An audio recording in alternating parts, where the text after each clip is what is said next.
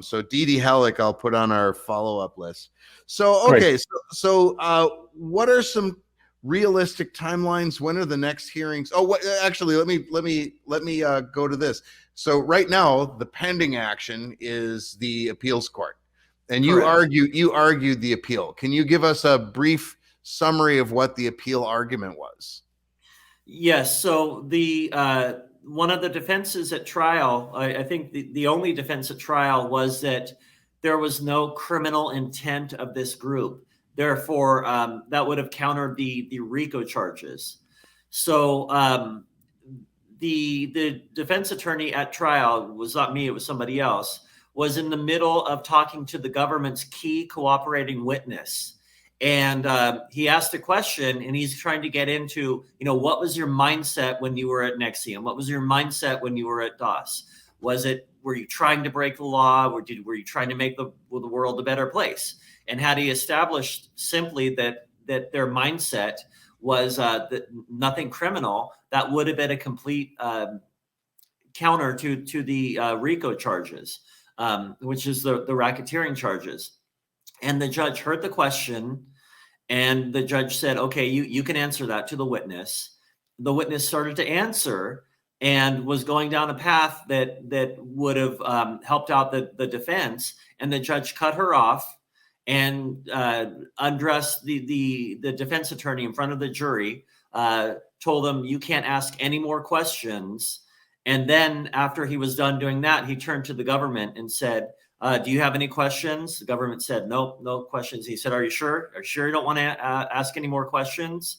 And so, here, a judge... The judge is doing the prosecution's job for them. Well, and not only that, she Correct. was crying, and that's why he interrupted her, and he said, I'm a human first and a judge second. This woman is broken. This is not DOS, he said to Mark Agnifilo, taking complete side, the job of the prosecution, and supposedly because of a humane feeling, he interrupted it, and then goes to the prosecution and, you have nothing else? And they say no. And he says, nothing else? Very humane. He wanted to bring the dogs back on her. Yeah, but so the humane thing was a justification that he gave later, after he cut her off. And because the defense attorney said, hey, judge, I don't know why you cut me off. And the judge said, well, I mean, he was trying to go with composure break, but yet if you read the record, he was trying to get the government to ask her more questions.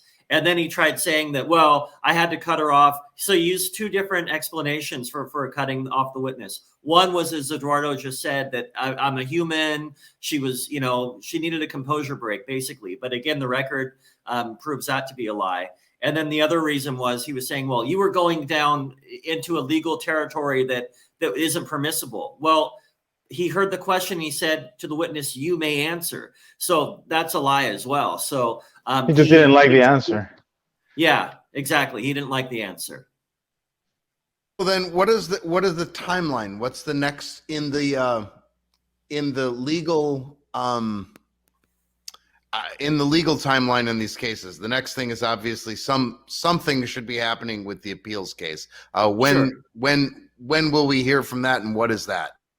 That's unpredictable. It's up in the air, but I can tell you that I do not intend to sit around and wait for the appellate court to make a decision.